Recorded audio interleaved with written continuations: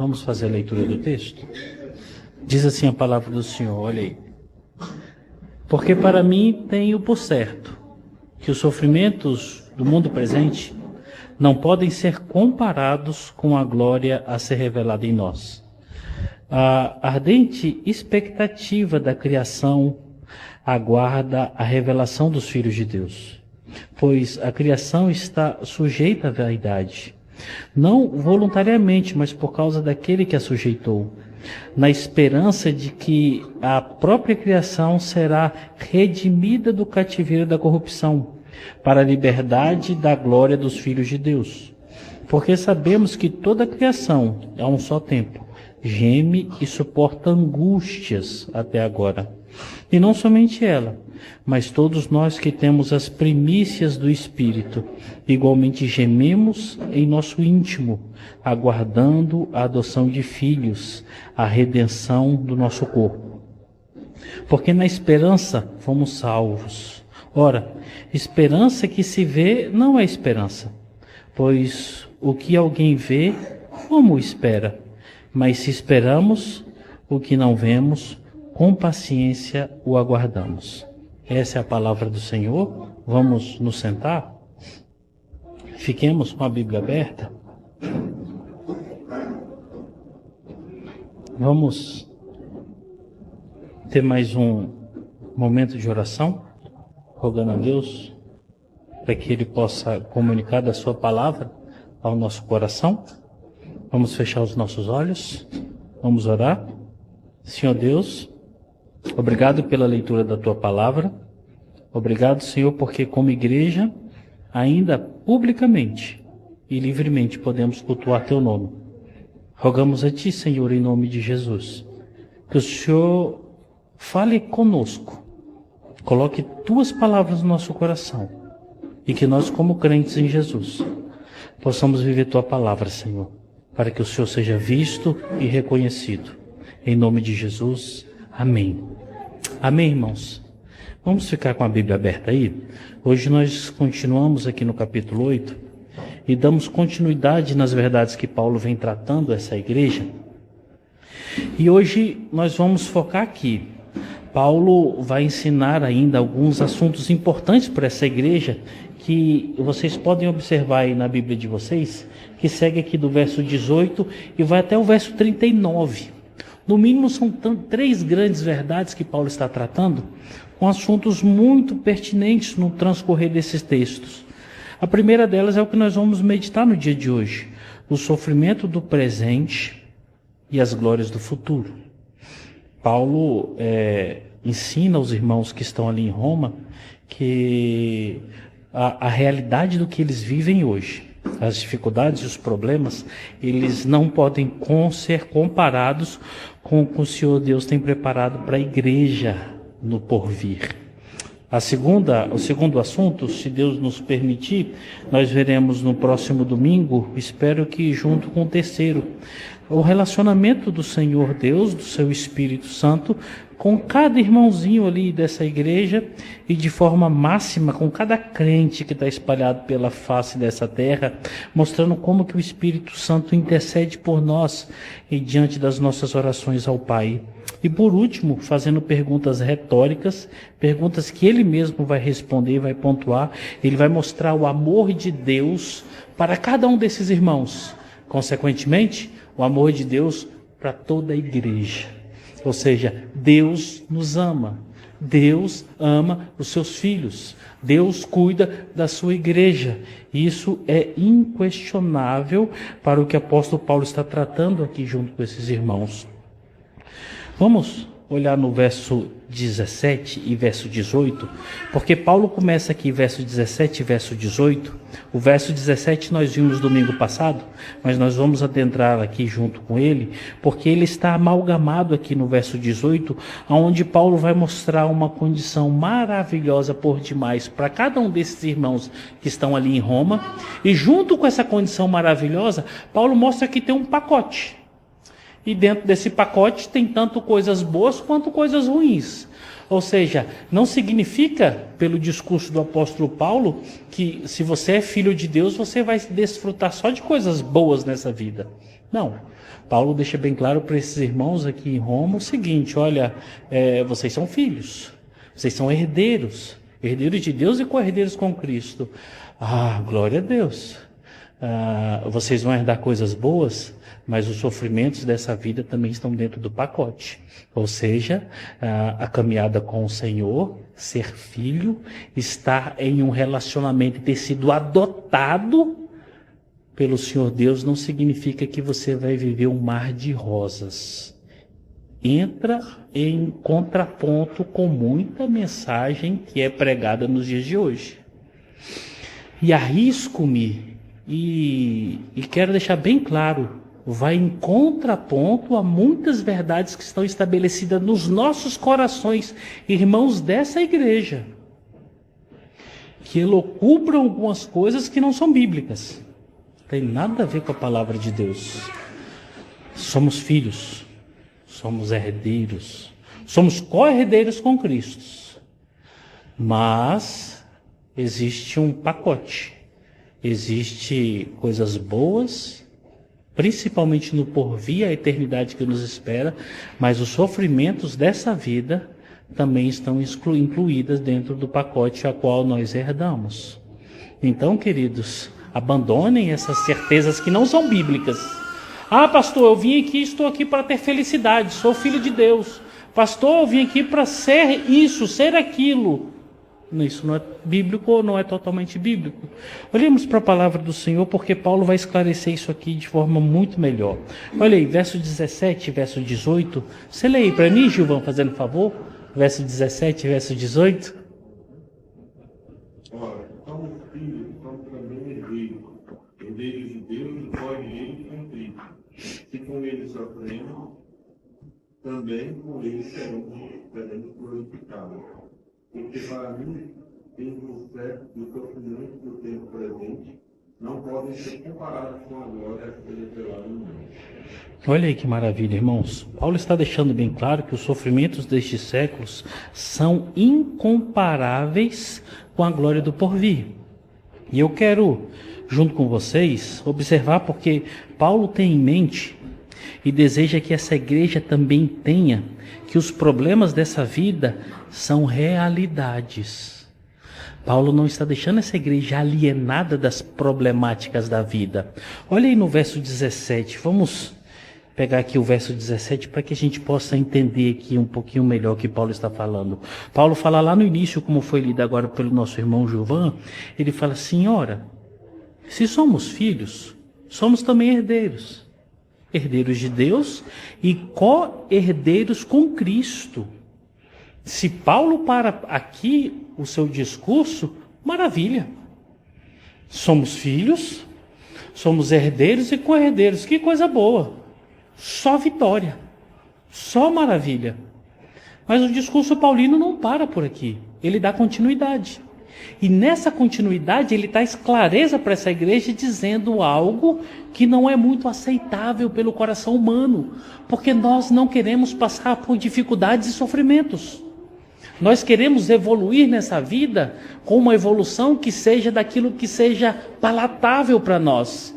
E a verdade é que Deus trabalha conosco na maioria das vezes, trazendo uma realidade contraditória com o que nós queremos. Paulo continua dizendo assim: e com ele sofremos. Olha aí, somos co-herdeiros com Cristo, somos herdeiros de Deus e com ele e co-herdeiros com Cristo. Se com ele sofremos, também com ele seremos glorificados. Muitos irmãos, ao lerem essa passagem, eles falam assim: mas pastor, aqui nós estamos numa condicional. Ele está falando assim, se tivermos sofrimento.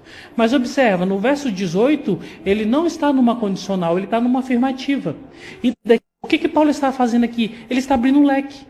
O leque da seguinte forma: vocês vão passar por sofrimentos, por problemas, por dificuldades. Mas tudo isso que vocês podem e provavelmente vão passar, não pode ser comparado com o que Deus tem preparado para vocês, que está na pauta da glória, ao ser revelado a glorificação dos filhos naquele grande dia. Paulo aqui não superlativiza problemas, mas Paulo não deixa essa igreja alienada das problemáticas da vida. vocês vão ter problemas. Vocês vão ter dificuldades. Vocês vão passar por situações difíceis, muito difíceis, em que muitas das vezes vocês vão questionar até a própria fé. Mas isso não pode ser comparado com o que tem preparado para vocês na eternidade. Essa é a tônica do verso 17. Vocês são filhos de Deus. Vocês são herdeiros de Deus. Vocês são co-herdeiros com Cristo. Mas vocês vão ter problemas.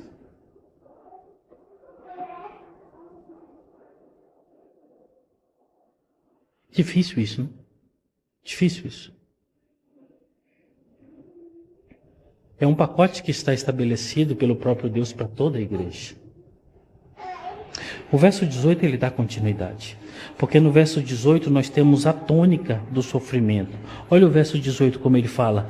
Porque para mim, tenho por certo que os sofrimentos do tempo presente não podem ser comparados com a glória a ser revelada para nós.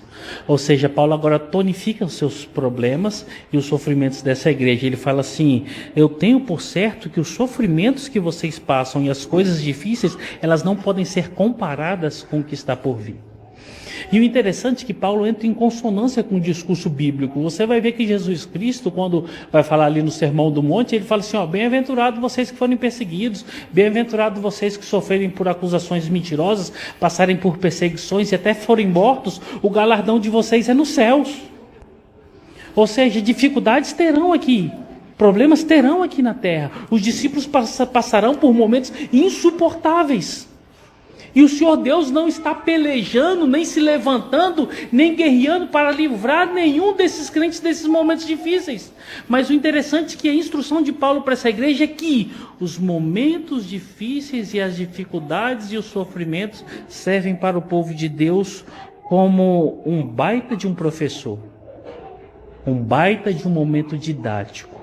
Fugir de problemas, fugir de sofrimentos é você recusar os ensinamentos que Deus tem tratado com você, tratado no seu coração. Aqui no verso 18, pode ser que o que for, mas será menor que a glória de Deus. Pode ser que tenham problemas, pode ser que tenham dificuldades, mas tudo isso não se compara com o que Deus tem preparado para essa igreja no porvir. O que isso significa? Que tudo que esses irmãos estão passando ali em Roma não se compara com o que Deus tem preparado na eternidade. Lembram daquilo que nós já vimos vários domingos atrás, porque nós já estamos aqui um ano, vai se completar daqui 2 semanas um ano nesse texto. Nós vimos que essa igreja está em Roma, na capital do mundo. O centro do Império Romano é ali naquele local. Essa igreja é uma igreja pequenina, formada por irmãos que provavelmente saíram ali do dia de Pentecostes. Uma junção de judeus que encontraram no Senhor Jesus a resposta da palavra e abraçaram a fé. E existe ali naquela igreja agora um amontoado de pessoas que eram gentios, que abraçaram a fé, que estão recebendo da comunicação da palavra de Deus, estão crescendo. Só que ali nós encontramos, quando você estuda história, as aberrações do Império Romano. A força do Império Romano, a imposição dos deuses, a imposição da promiscuidade e de todo o mal que cercava aquela igreja. Diante dessas dificuldades, desses problemas, Paulo está falando assim: Deus não está tirando vocês desse local, mas está preparando e fortalecendo vocês para uma realidade muito maior, muito melhor do que os sofrimentos que vocês estão passando aí. Isso não se compara não se compara com o que Deus tem preparado para vocês. E aí nós vemos que Paulo, desde o início aqui do verso 17 do verso 18, ele não nega a realidade, mas ele não permite que os irmãos fiquem com os olhos fixos nos problemas. O problema simplesmente, o sofrimento simplesmente é um método didático de Deus para construir informações no coração da sua igreja. Ter problemas? Muitos. Sofrimentos? Bastante, mas eles não vão ser motivos para que possam me tirar da presença de Deus. Você quer ver como é que isso é realidade? Hoje nós temos pessoas que estão cercadas por dificuldades e problemas e que passaram por tormentas a vida inteira. E a única coisa que essas pessoas conseguem falar quando você encontra com elas são dos problemas dela. Elas não conseguem tirar os olhos dos problemas. Elas não conseguem desvencilhar a realidade da vida dos problemas passados. E a boca dessas pessoas só falam dos problemas. O que Paulo está instruindo aqui para esses irmãos e chega para nós. Olha, tem problema, tem sofrimento, vai ter muito. Mas esses são simplesmente instrumentos didáticos de Deus para o crescimento espiritual de vocês. Não se prendam. Não fixem os seus olhos nisso. Pelo contrário, olhe para o alto. Olhe para o destino eterno aonde Deus está e já tem preparado para todos nós.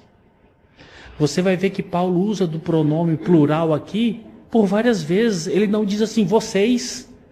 Ele não está dizendo assim, essa igreja que está em Roma, ou então a igreja que está em tal local. Ele se coloca no meio quando ele fala de todas as problemáticas e de todas as glórias. Nós passaremos por problemas, mas nós experimentaremos as glórias do porvir.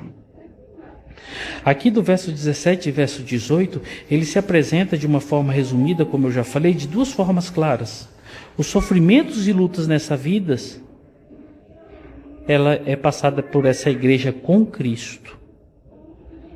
E ela não se compara com as glórias do porvir, porque as glórias do porvir também estão na pauta de nós estarmos com Cristo. O que Paulo está dizendo, tudo que vocês estão passando, com Cristo. Agora a glória do porvir também é com Cristo. E sabe o que é importante o que Paulo está falando aqui? É que esses problemas, se eles estão debaixo da graça de Cristo, eles são importantes para essa igreja. Se as dificuldades que essa igreja está passando estão debaixo da graça de Cristo, elas são importantes para essa igreja. Por quê?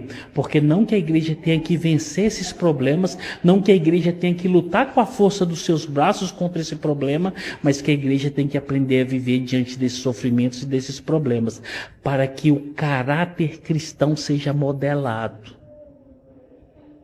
Você já reparou que tem coisa difícil de sofrimento e de dor na sua vida que você não conseguiu mudar até hoje? Você já reparou que tem barreiras aqui, que você não conseguiu vencer até hoje? Provavelmente você não vai vencer. Provavelmente Deus não vai tirar isso de você. Nossa, que calamidade, que coisa ruim. Não é isso. Deus está usando isso para modelar o seu caráter. Deus está usando esse baita desse problema para forjar a sua fé. Não adianta você querer lutar. Não adianta você querer brigar. Você tem que aprender a conviver. E eu não estou dizendo que isso é regra, mas se você luta muitos anos, já procurou diversas maneiras, já foi ao pé da cruz, já foi ao pé de Cristo e não conseguiu o livramento de dores na alma, de desafios da alma, o Senhor Deus está falando, não, eu estou usando isso para tratar o seu coração. Eu estou usando isso para forjar a sua alma. E eu vou trabalhar o tanto que for necessário. Uma vez eu escutei o pastor Hernandes Dias Lopes falando uma coisa que é muito verdade. Deus usa e vai até a última circunstâncias para forjar o coração do filho. Deus vai até a última circunstância para forjar o coração do filho e não importa o que tenha que fazer. Paulo, quando instrui essa igreja, ele está dizendo dessa forma, está passando por problemas e eles existem por causa de Cristo. Sofrimentos e eles existem, é graça de Cristo. Cresçam diante de Deus. Sabe por quê? Porque esses problemas devem apontar para a glória eterna que está preparada. Isso aqui, diante do que está preparado, não é nada. Eu lembro do texto, se não me foge a memória, João 14. O Senhor Jesus fala para os seus discípulos assim, crede em Deus, crede também em mim. Na casa do meu Pai tem muitas moradas. Se não for assim, eu não teria dito. Eu estou indo para lá para preparar lugar, mas em breve eu estou voltando para buscar vocês. Tem problema, irmão? Tem, pastor, tem muito. Que Deus continue te abençoando. Tá difícil, pastor. Amém, eu imagino. Pastor, tá insuportável, eu imagino. Mas calma. Isso é um grande instrumento de Deus para forjar o seu coração. Isso é um grande instrumento de Deus para fortalecer a sua fé. Tenha calma. Tenha calma.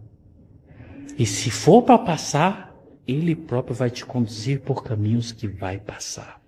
Agora, se for para continuar, Ele vai fortalecer as suas pernas, os seus braços, e você vai continuar nessa caminhada e vai aprender a ter contentamento na dificuldade que Deus está te propondo. A segunda demanda que Paulo está trabalhando aqui no verso 17 e no verso 18 é essa. A herança proposta vai dos sofrimentos até a glória. O que Deus tem proposto para a igreja é isso. Sofrimentos. Glória. Não tem como você abraçar um e recusar o outro. Não tem como você superlativizar, e os que estão fazendo isso estão em pleno estado de esquizofrenia. Não tem como você superlativizar um e suavizar o outro. Nós temos que estar e ter aquilo que falta muito dentro da igreja cristã nos dias de hoje: coerência. É saber interagir com os sofrimentos e com os problemas, entendendo que os nossos olhos devem estar fitos naquilo que nós não conseguimos ver, mas nós olhamos pela fé o que Deus tem preparado para nós na eternidade. E o que falta na igreja, tanto lá naquela época, porque como nós já vimos diversas circunstâncias, em outras igrejas que Paulo escreveu e estava tratando, naquelas pessoas que estavam andando ao redor de Cristo, nos próprios discípulos, era coerência. Coerência é sair dos extremos. Coerência não é fugir dos extremos a tal ponto que você rejeita os extremos. Coerência é você saber interagir com cada extremo e andar ali no meio. Para que Deus seja glorificado nos seus acertos, nas suas palavras, nas suas escolhas de viver, na forma de interagir com o mal, na forma de você padecer sofrimentos, na forma de você desfrutar alegrias. Isso tudo está dentro do pacote. Você vai ver que nos discursos, e Paulo aponta isso, e os demais apóstolos também vão tratar sobre isso, e você vai ver Cristo falando sobre isso também, que os discursos errôneos do passado parece que não modificaram muito para os dias de hoje. Hoje existe uma igreja que é triunfalista. O Senhor veio para te dar vitória. O Senhor veio para que você não sentisse mais dores. O Senhor veio para que você fosse feliz ao extremo. O Senhor veio para que você pudesse ter todas as coisas que você pedisse em oração. Aí já tem outros extremos. Não, você tem que sofrer, você tem que padecer, você tem que morrer assim, você é um desgraçado, você é um infeliz, você está aqui é para sofrer. Você fala, meu Deus do céu, o que é isso? São os extremos de uma igreja que está doente. E essa não é a verdade que Paulo está instruindo nessa igreja. A verdade que Paulo está instruindo nessa igreja é: olha, o pacote está assim. Nós temos sofrimentos e alegrias. Nós temos dores e glória que está nos preparada. Porque naquele grande dia nós vamos nos despir dessa roupagem de pecado e vamos nos vestir da glória de Cristo. Isso é o que está preparado para nós como igreja. Verso 17 e verso 18. Agora olhemos, irmãos, verso 19 ao verso 22, Paulo aponta não para o homem agora em si, ele aponta para a criação.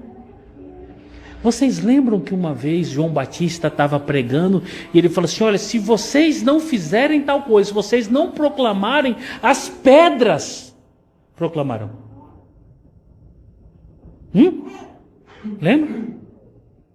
É como se Paulo estivesse dizendo assim: se vocês não entenderem, a natureza entende. Sabe o que é isso, irmãos? João Calvino, ali nas Institutas, ele fala algumas demandas interessantes.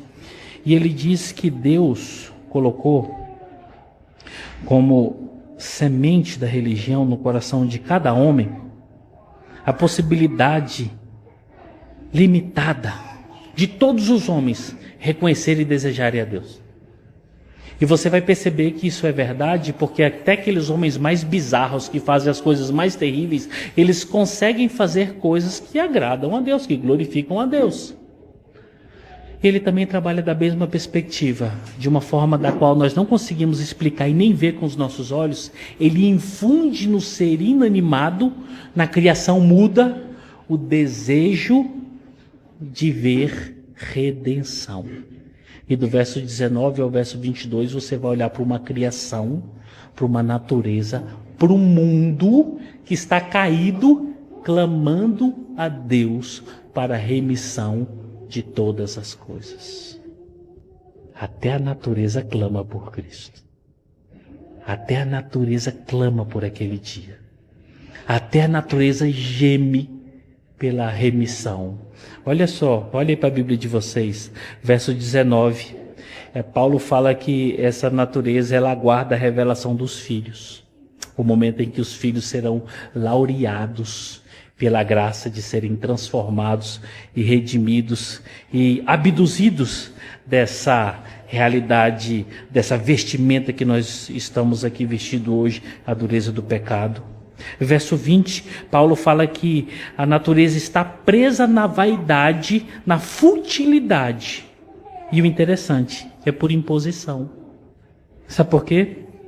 Quando nós olhamos lá no capítulo 3 de Gênesis, por causa do pecado, nós vemos que o homem fez na sua queda, aonde Deus impetra maldições. Deus amaldiçoou a mulher, Deus amaldiçoou o homem e Deus amaldiçoou a terra.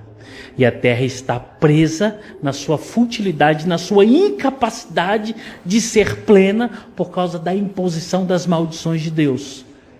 E por último, Paulo vai falar no verso 22 que essa natureza geme. A cena aqui é mais ou menos essa. Animados e inanimados, gritando, gemendo por aquele grande dia, o dia que o Senhor Deus transformará tudo. Sabe o que é interessante, irmãos? Quando você fala isso para a igreja nos dias de hoje, tem muitos irmãos que vão falar assim, mas pastor, não estou vendo isso. Pastor, não estou percebendo isso. Claro, você não está gemendo. Claro, você não está sentindo falta de Deus. Mas como? É simples, olha para a sua rotina. Olha para a futilidade da vida que você vive. Mas não dá para sentir nada mesmo. Aí eu lembro dos irmãos pentecostais e falo assim, irmãos, vocês estão muito frios, irmãos. O culto está pegando fogo, vocês estão parecendo uma geladeira. Não é nesse sentido, mas é no sentido de pessoas que deveriam estar vivendo para Deus uma vida piedosa. Uma vida de quem entende que a oração não pode estar desassociada da existência da vida dela. É uma pessoa que se dedica a orar por ela e pelos outros. Ela tem fome e sede de justiça. Ela intercede pelo necessitado. Ela chora pelas almas. É aquela pessoa que entende que até a natureza deve ser cuidada, porque a natureza tem que ser cuidada para a glória de Deus. É aquela pessoa que intercede, cuida e ajuda, faz tudo e por todos dentro das suas condições. É aquela pessoa que se preocupa com o irmão dentro da igreja, os mínimos detalhes. É aquela pessoa que ama o seu cônjuge. É aquela pessoa que destina tempo para os seus filhos. É aquela pessoa que cuida em tentar zelar do bom nome. É aquela pessoa que se alegra quando vê coisas boas. É quando você olha para uma pessoa que se diz crente nos dias de hoje e não vive nada disso, é lógico que ele não vai gemer. Nós estamos numa circunferência muito louca, né, Liliane? A gente acorda de manhã, já está pensando no trabalho, já está pensando nas contas, já está pensando nos problemas, já está pensando nas brigas, já está pensando em um monte de coisa que não tem nada a ver com uma realidade primária, que é a minha alma que grita pela redenção daquele grande dia. Nós já estamos preocupados com várias coisas que são secundárias, mas que se tornaram primárias. Aí você fala, eu não estou sentindo isso. É claro, a sua vida é mundana. Você é ímpio vestido de ovelha. Você é ímpio que frequenta uma igreja. Não existe Deus na sua vida. Não existe o Espírito Santo na sua vida. Existe qualquer coisa menos Deus. Aí realmente não tem como sentir nada. Aí tem que falar igual aquele pintinho, né? Eu estou sentindo nada. Realmente, você está num torpor louco da vida que você não vai sentir nada. O materialismo tem feito isso com a igreja nos dias de hoje. A futilidade, a vaidade da vida tem feito isso com a igreja nos dias de hoje. O apego e o desespero por salários, por cargos, por reconhecimento, por títulos, tem nos anestesiado, irmãos. Nós estamos distantes daquilo que o Senhor Deus quer para nós. E não tem como você falar, estamos agradando a Deus. Vou dar um exemplo simples. Isso assusta a nós. Tem irmãos que chegam na igreja e não param de conversar. No meio do culto, no meio das instruções, na escola bíblica. Tem irmãos que conseguem chegar na igreja, olhar, ver que uma pessoa está passando por necessidades duríssimas, nem se condoer. Triste, irmãos. Se você não consegue prestar atenção no conteúdo em que está sendo pregado de forma fiel, em que a palavra está instruindo a igreja, você vai prestar atenção em quê? Meu Deus do céu. Que vida fútil é essa? Que igreja fútil é essa? Que igreja fria é essa? Não tem sentido, queridos, não tem lógica. Deus tem nos dado uma graça que transborda. Vocês já repararam, até as nossas crianças, os pequeninos, cessaram. O João Paulo é a voz do momento, só que até ele está quietinho. Ou seja, as nossas crianças estão entendendo, estão crescendo, estão caminhando. Loucura! Os pequeninos, como fala lá no Salmo 8, as crianças de peito conseguem glorificar a Deus e nós não. Que vergonha! Que absurdo! Até as crianças de peito destronam exércitos, diz a palavra de Deus. Está acontecendo isso conosco. Os nossos pequeninos estão cultuando. E do jeitinho deles, a maioria esmagadora está fazendo o que é certo. E muitos de nós não. Sabe por que muitos de nós, quando enfrentam problemas, dificuldades e sofrimentos, não conseguem interagir com eles? Porque muitos de nós não conseguem nem prestar atenção na palavra. Difícil, né? Não, irmãos. O Senhor Deus está falando conosco, está nos ensinando. E a palavra está dizendo assim, olha, a criação geme, está clamando. Olha aí na Bíblia de vocês, verso 19.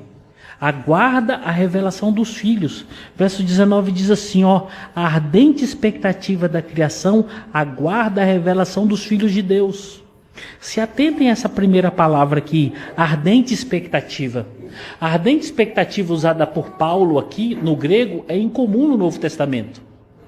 Ela pode ser bem traduzida como se a criação estivesse ansiosa ou desejosa por demais pela revelação. Paulo está olhando para a criação e está falando assim, olha, a criação está desejosa excessivamente para a redenção, para a revelação da glória de Deus para os filhos. A criação está desejosa. Já viram como é apaixonante você ver duas pessoas que se amam, duas pessoas que se gostam, estão separadas e descobrem que vão se encontrar em determinado momento, os olhos brilham. A emoção pulula, porque sente prazer e quer estar perto. Paulo está falando mais ou menos assim, a criação está desejosa por demais por aquele grande dia. Como que ele demonstra agora que a criação está desejosa? Verso 20, está presa na vaidade, e presa na vaidade ela quer se libertar dessa condição que ela está imposta. Verso 20 diz assim: pois a criação está sujeita à vaidade, não voluntariamente, mas por causa daquele que a sujeitou. Ela quer se livrar dessa situação. Verso 21 mostra que foi por imposição. Verso 21 diz assim: na esperança de que a própria criação será redimida do cativeiro da corrupção, para a liberdade da glória dos filhos de Deus. Ela está esperançosa por aquele grande dia. E o verso 22 diz assim: porque sabemos que toda a criação, a um só tempo, geme e suporta angústias até agora. Sofre, padece e geme, como se ela estivesse pedindo, balbuciando: Maranata, permita-me ver a glória dos filhos. O descartar dessa condição de maldição, de pecado que está imposta sobre a natureza, sobre o homem, esse revestimento que nós, como Paulo ensina lá no capítulo 7, que nós carregamos, o velho homem morto que está algemado no nosso braço e não sai daqui. Ele é fétido, ele é nojento, ele quer o mal, está algemado aqui, e até aquele grande dia ele vai continuar algemado. E essa natureza fala assim: eu quero ver a libertação dessas pessoas. Nós queremos nos libertar desse mal que está sobre nós.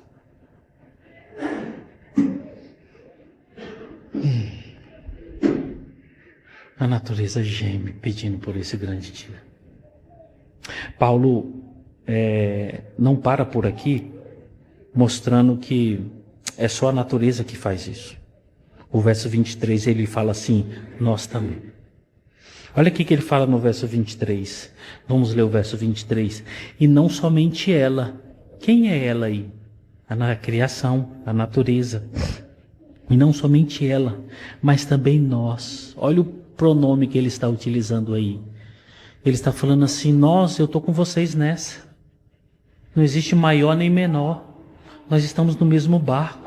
Eu preciso tanto quanto vocês e vocês tanto quanto eu. Nós precisamos e nós gememos, nós queremos isso como a natureza quer. Mas também nós que temos as primícias do Espírito.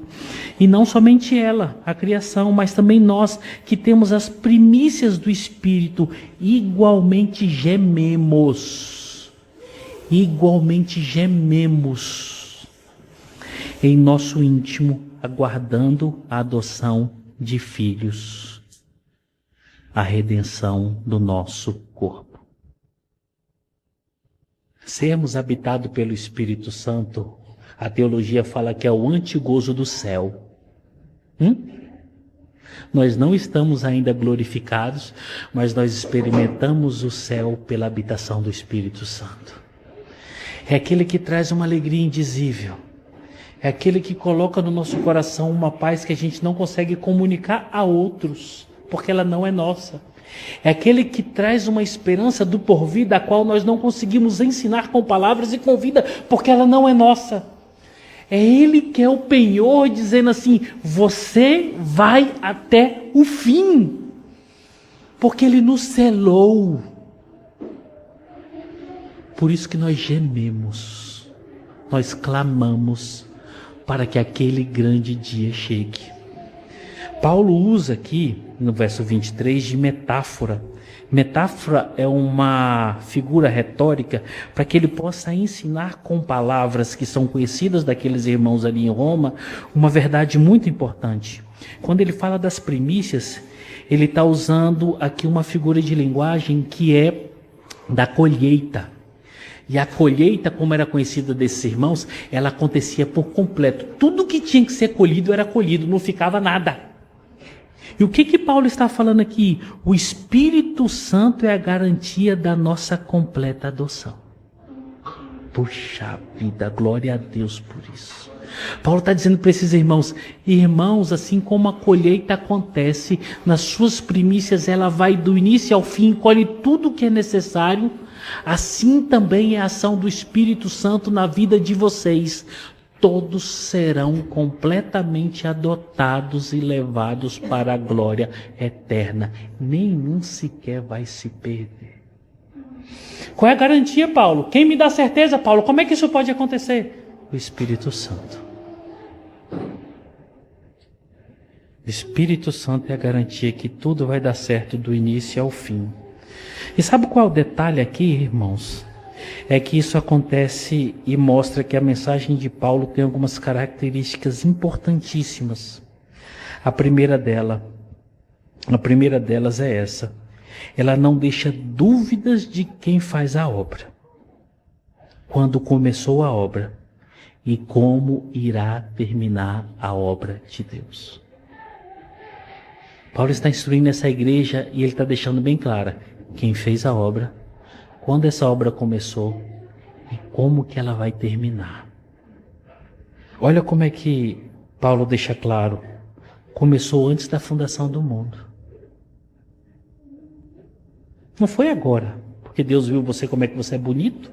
Não foi agora porque ele viu que essa igreja é o exemplo de igreja do mundo e vocês são as meninas dos olhos de Deus que ele resolveu fazer a obra. Não, foi antes da fundação do mundo. Antes da fundação do mundo. E houve uma intervenção no momento exato na vida do Filho. Ou seja, em cada um de vocês que estão aí em Roma, houve uma intervenção de Deus cumprindo o propósito que já havia estabelecido antes da fundação do mundo, o qual ele interviu na sua vida e disse assim: você está justificado. E agora justificado, nós passamos por um processo de santificação, uma caminhada de vida. E caminhamos para a glorificação, que é a redenção, santificação, e no verso 23, total adoção.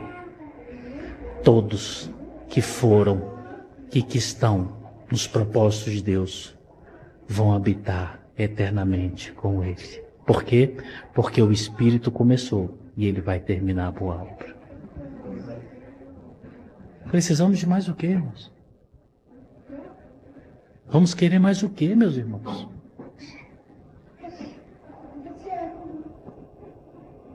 A boa obra já foi iniciada, não tem como voltar.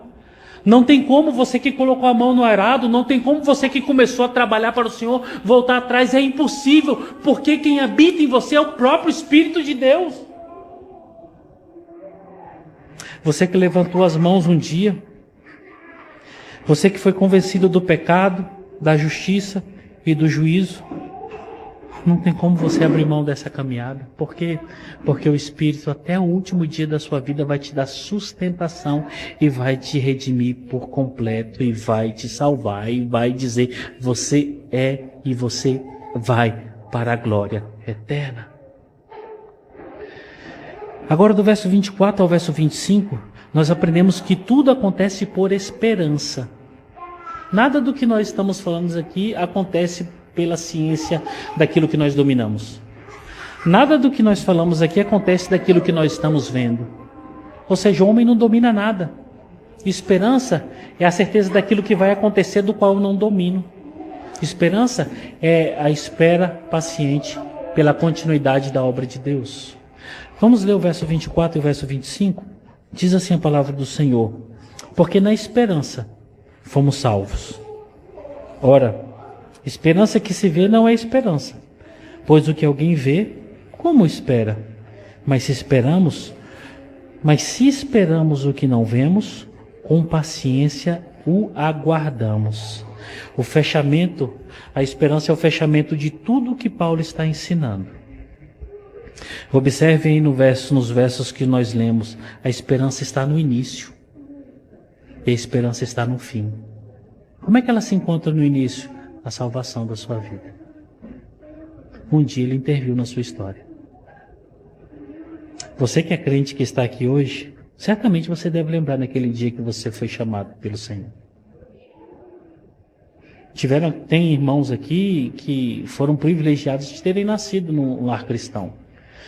É um pouquinho mais difícil, talvez, porque os seus pais já desde a infância já te instruíram o que é ser um crente.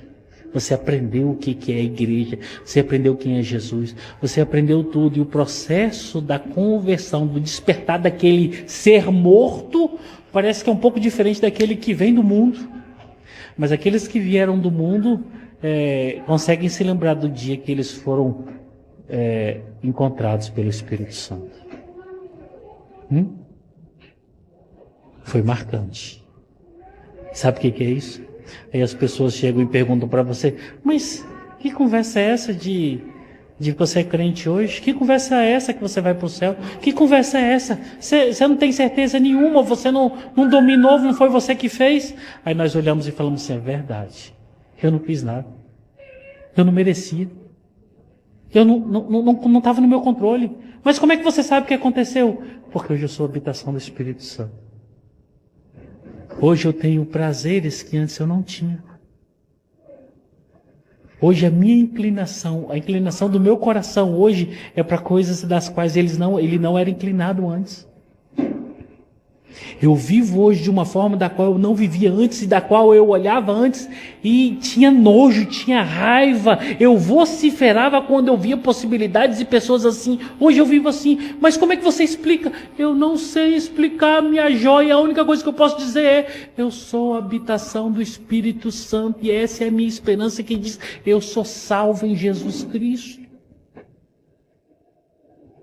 Já reiterei e falei nisso, fui dar o exemplo da calça social preta, que alguns irmãos riram, mas é a verdade de pessoas que andavam e transitavam perdidos no mundo. Aí de repente a pessoa está crente. As pessoas olham: quem é aquele miserável? Quem é aquela fulana, aquela horizontal? Agora só quer ser a santona, agora só quer ser a perfeitinha. Não, queridos, não é isso. É porque por esperança de uma habitação que nunca mais vai desvencilhar dela, ela consegue viver para a glória de Deus eternamente. Como é que acontece isso? É a esperança do Espírito Santo que habita em nós. Você consegue ver? Você consegue tocar nele aí? Você consegue segurar ele aí? Não tem como, você não consegue. Mas pela fé que ele infunde em nossos corações, nós sabemos: ele está aqui.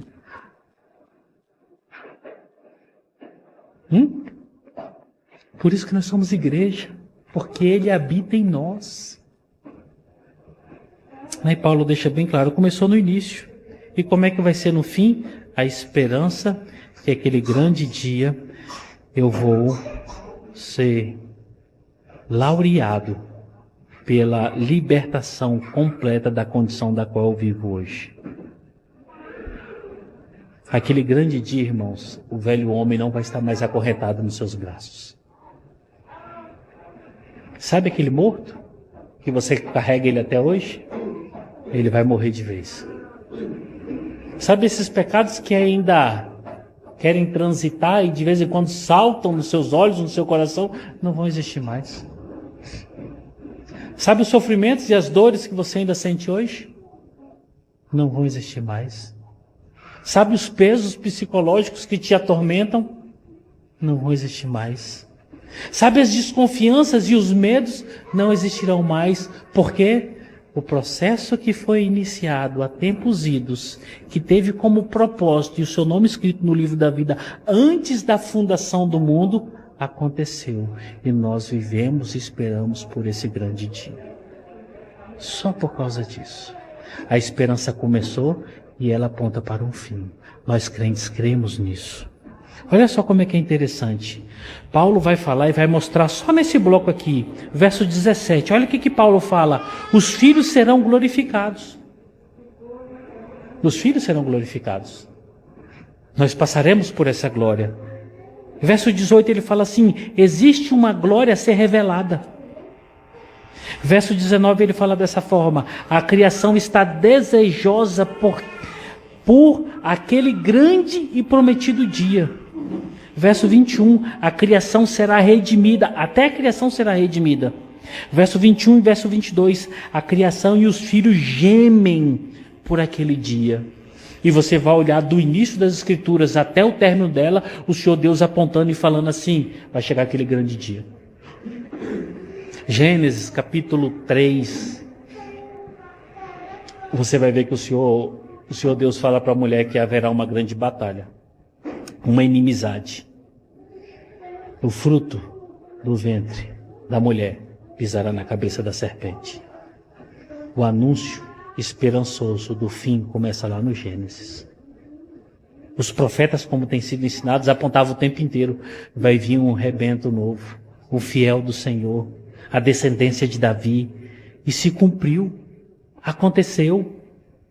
O Senhor está falando assim: eu vou vir para estabelecer meu reino, eu vou estabelecer o meu reino, eu vou tomar todas as coisas, fazer todas as coisas novas. Está prestes a acontecer. Está prestes a acabar todas as coisas que nós estamos vendo. A igreja vai passar por uma transformação. A igreja vai estar com o Senhor. E isso deve ser um motivo de esperança que movimenta a nossa vida e faz com que nós venhamos viver para esse momento. Não importa os sofrimentos. Com isso eu não estou menosprezando o sofrimento de ninguém, nem os meus. Eles estão aí. Mas eles são tão pequenos diante da grandeza que tem preparado para nós.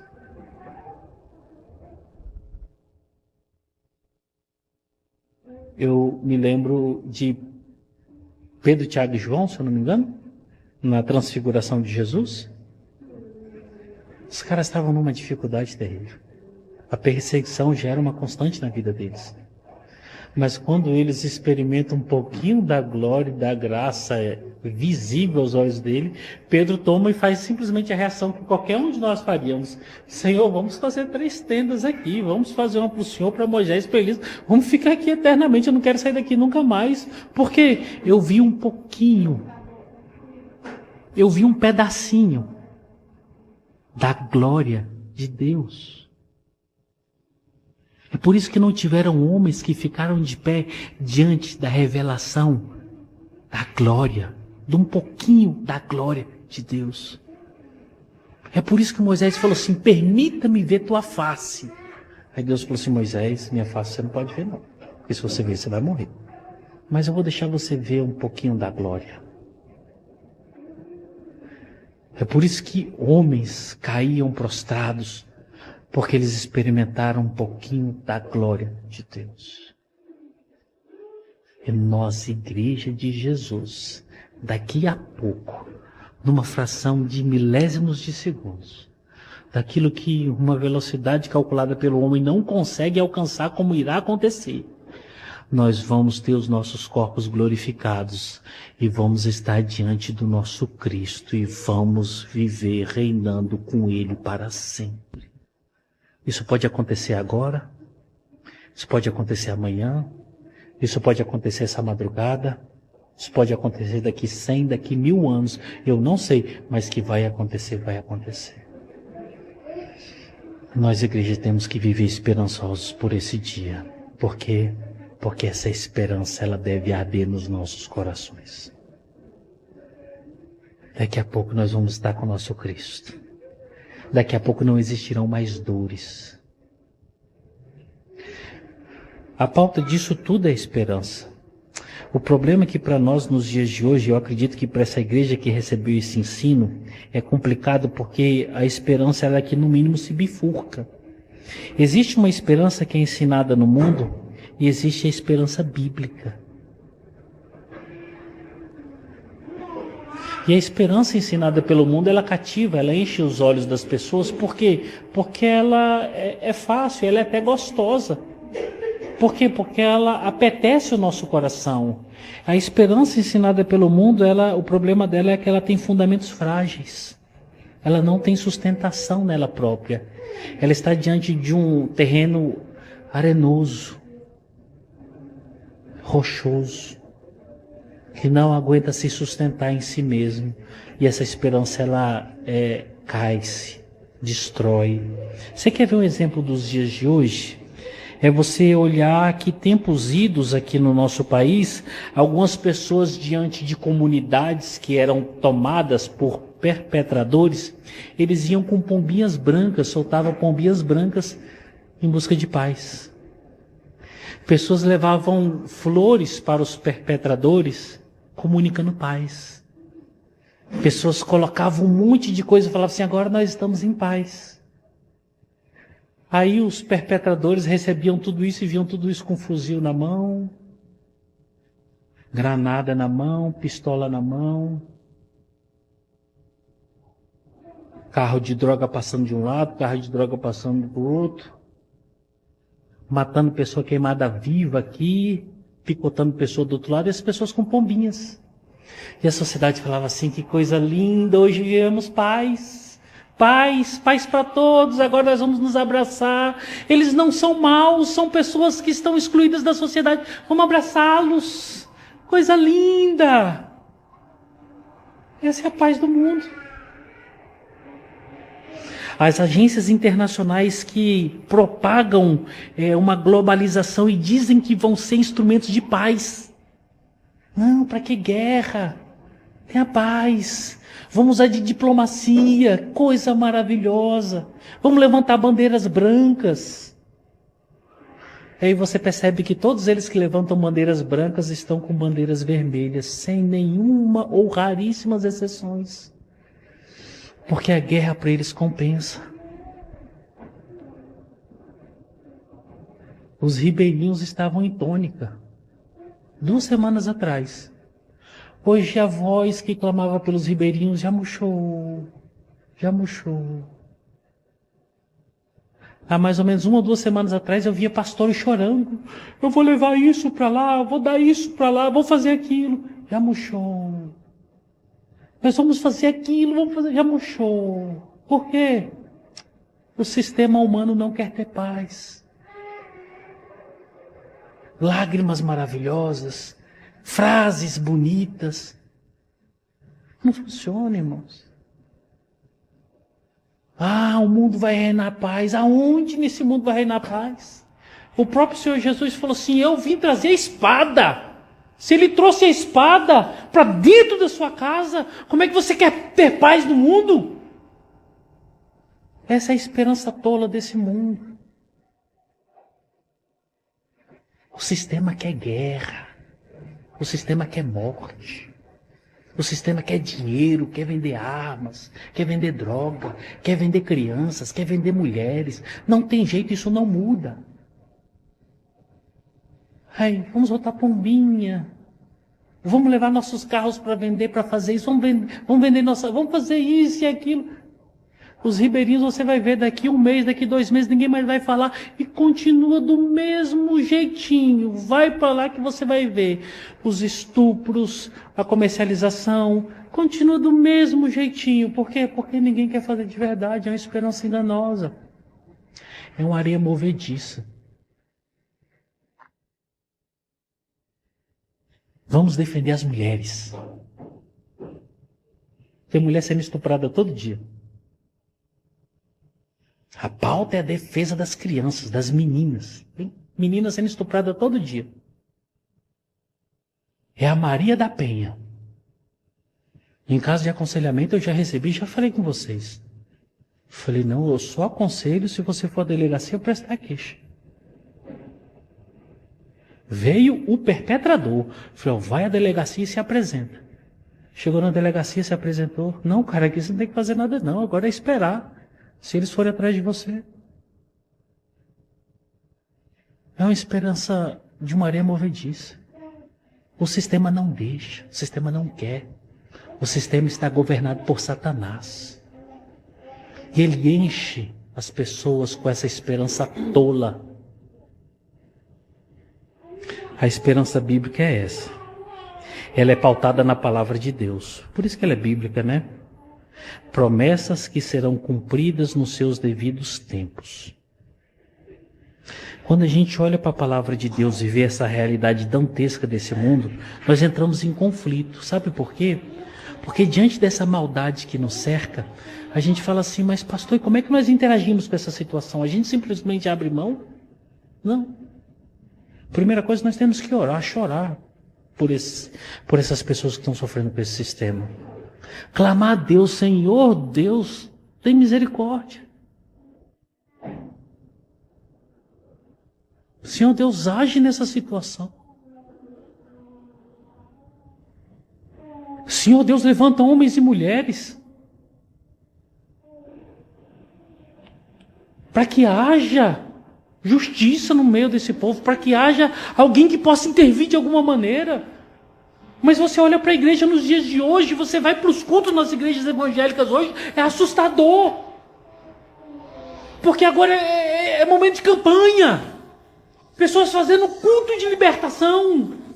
Pessoas fazendo cultos de avivamento. Pessoas procurando dançar, fazer teatro, fazer tudo que é pataquada. Mas não existem gritos de justiça no nosso meio mais.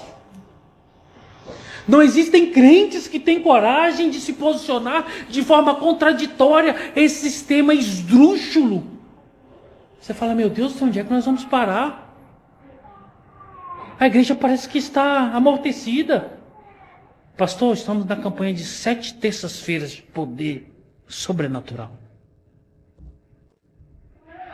Poder para quê? Para Deus te dar a sua casa própria. Poder para quê? Para Deus restituir o que o diabo roubou. Pastor, minha igreja está numa campanha agora fenomenal. É mesmo, irmão? É. Nós estamos orando agora para Deus abençoar nosso pastor. Esse pastor não merece continuar o que ele está vivendo. É mesmo. Que maravilha, hein? Nossa. A nossa chama de justiça não pode se apagar. Porque a nossa esperança não é para esse mundo, mas nós não temos que estar nesse mundo pulando do barco e falando que esse mundo se exploda. Esse não é o papel da igreja. Precisamos de homens e mulheres pregando o evangelho no meio das ruas. Precisamos de crianças fiéis à palavra de Deus, vivendo nas suas escolas a forma mais correta que elas podem viver para a glória de Deus. Estava vendo esses dias, não acreditei, o beijaço gay nas escolas, em determinados ambientes. A campanha para a troca de sexo por parte de alguns educadores. O mal não para. O mal parece uma locomotiva, ela está passando por cima de tudo. E nós que somos crentes estamos simplesmente na retaguarda, nos segurando. Não, irmãos, agora é hora daqueles homens, daquelas mulheres que são crentes serem sombras numa sociedade que está perversa e queimando no sol ardente. Fale a verdade sempre. Por quê? A verdade que você fala é uma esperança eterna. Negue a maldade todos os dias, porque o seu desviar do mal é uma esperança eterna. Parece que as pessoas não estão vendo, parece que as pessoas não estão ouvindo, mas tem pessoas olhando para você, olhando para a forma como você fala, como você faz, como você age, e a esperança da eternidade ela é vista em crentes que vivem o evangelho. Jovens, vocês são fortes.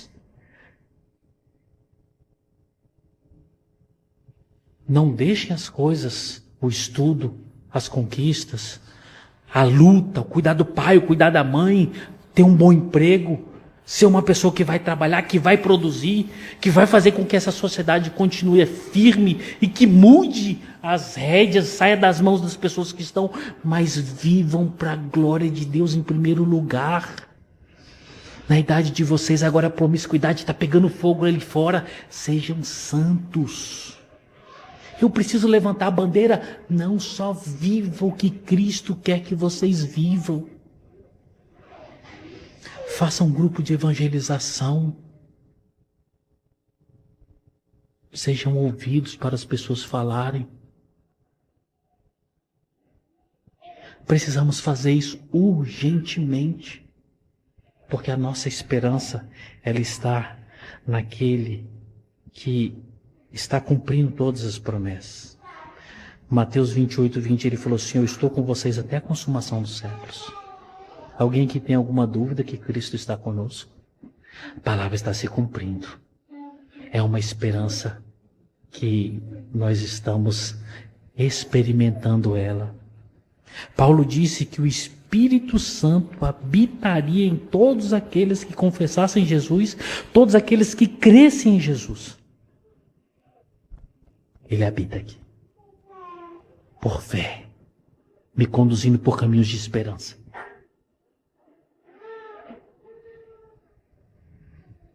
Vocês lembram de João Batista?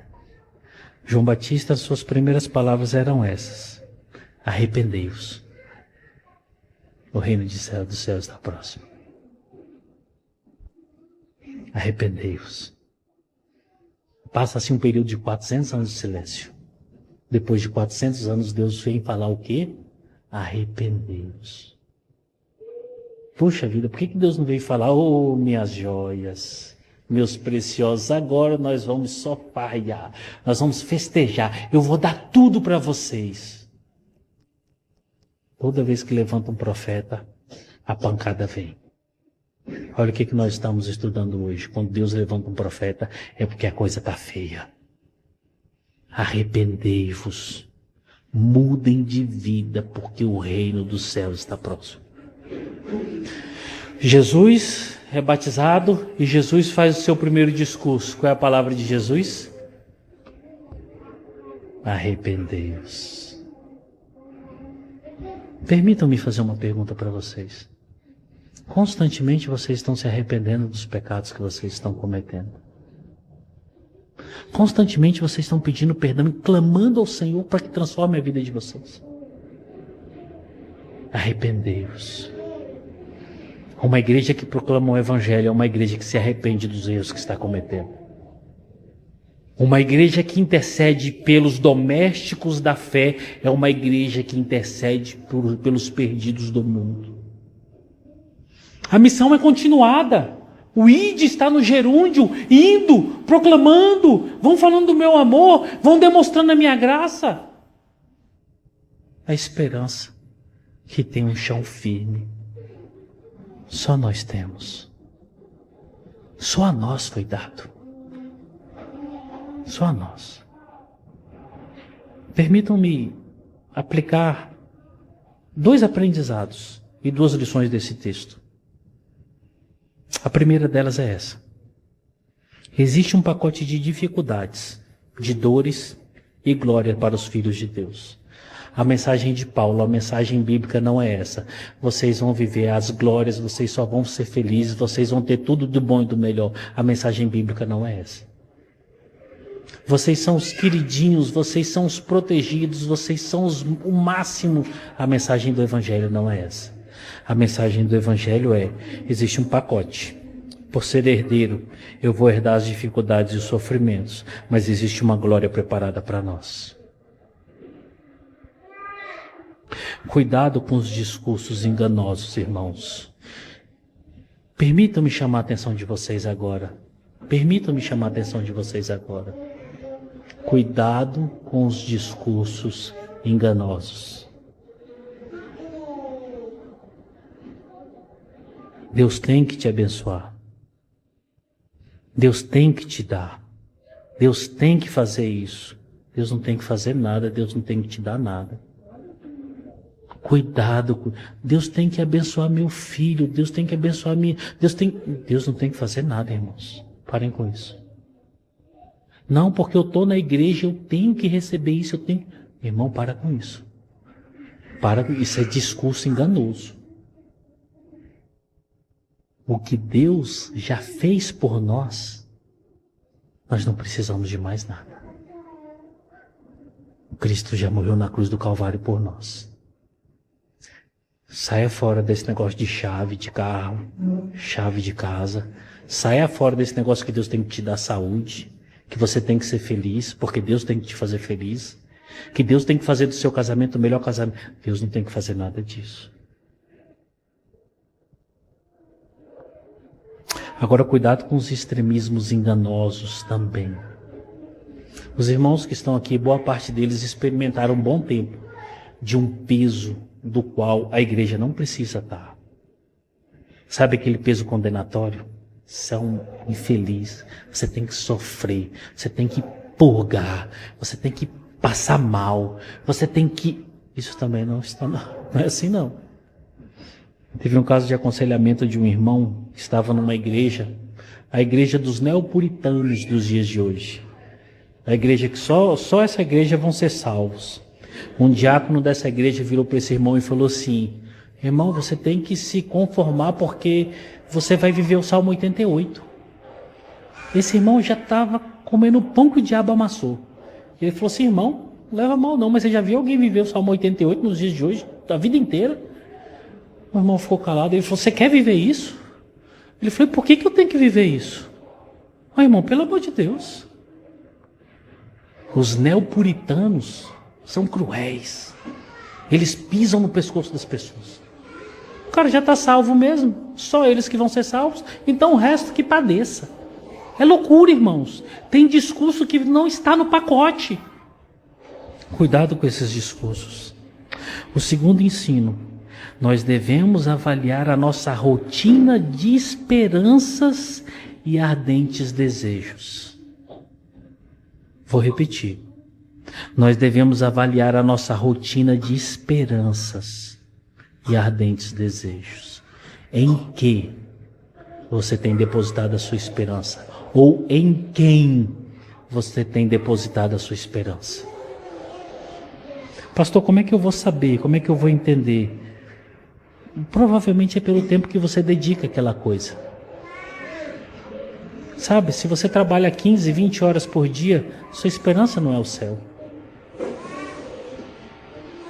Se você está preocupado com o que as pessoas estão falando de você, se você tem ansiedade para ouvir as pessoas falando coisas boas de você, provavelmente a sua esperança não é o Cristo crucificado, não é o Cristo ressurreto. Sua esperança é qualquer outra coisa. Se a sua preocupação demasiada é com o dinheiro que tem na sua conta e o quanto que você pode ganhar, você pouco se importa com o céu. Na verdade, você nem quer o céu. Você só quer que Deus te abençoe aqui, porque você acredita que essa é a obrigação dele. Avalie em quem vocês estão depositando a esperança de vocês. O tempo que vocês estão dedicando para aquele que tem, para aquele que é a esperança de vocês. Nós, Igreja de Jesus, devemos nos dedicar em oração. Nós devemos nos dedicar a meditar na palavra de Deus para conhecer mais dele, para conhecer mais da vontade dele. Isso mostra o quanto que eu espero e desejo e tenho esperança inclinada na pessoa de Cristo. Agora tem irmãos que só leem a Bíblia na igreja. Já pensou nisso? Já pararam para pensar nisso? E é complicado porque a nossa leitura, às vezes, é a leitura continuada de acordo com o que nós vamos expondo. Aí você percebe que a pessoa nem lê a Bíblia no domingo.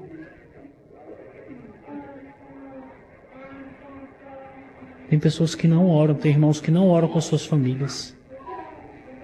Marido com esposa, esposa com esposo, pais com filhos, só oram aqui na hora da igreja. Fecha os olhos. E no mínimo ele deve estar pensando em futebol. Ô rapaz, será que meu time ganhou? Puxa, se o sermão for grande hoje, vai demorar, né, para saber se meu time ganhou. Puxa vida. Rapaz, mas esse pastor, a oração dele está demorada demais. Nossa, será que as minhas ações subiram? Será que o Bitcoin está subindo?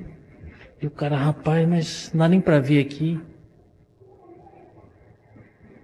Aonde que está a sua esperança, irmão? Aonde que está a sua esperança? Sabe? A natureza está gemendo. A criação está gemendo. E muitos de nós estamos pensando num bocado de coisa que não tem nada a ver. Que o Senhor Jesus dê graça para vocês. Que o Senhor Jesus dê graça para mim. Que o Senhor Jesus dê graça para a igreja dele. Lembremos que daqui a pouco a trombeta vai soar. Daqui a pouco nós vamos saber o que é viver eternamente, com o corpo glorificado. Daqui a pouco nós não vamos mais experimentar dores e sofrimentos. Mas vivamos nessa expectativa. Amém? Vamos orar? Senhor Deus, em nome de Jesus, nós oramos a Ti agradecidos, Senhor, por Tua palavra. Te rogamos em nome de Jesus, que o Senhor nos abençoe e nos dê força para que possamos viver dignamente como o Senhor quer que a sua igreja viva. Rogamos a Ti, Senhor, que o Senhor ilumine a cada um dos irmãos. Que esses irmãos vivam para a Tua glória, que eles amem Tua palavra, que eles vivam na esperança da vida eterna. Livra-nos do mal, Senhor. Livra-nos de praticar o mal. Livra-nos de sermos frios e apáticos. Livra-nos de vivermos dentro de uma bolha chamada evangélica do século 21. Livra-nos, Senhor, de ficarmos emudecidos diante das injustiças e das esperanças falsas dessa vida. Que nós, como igreja, possamos demonstrar uma esperança verdadeira para a glória do Teu nome. Em nome de Jesus. Amém.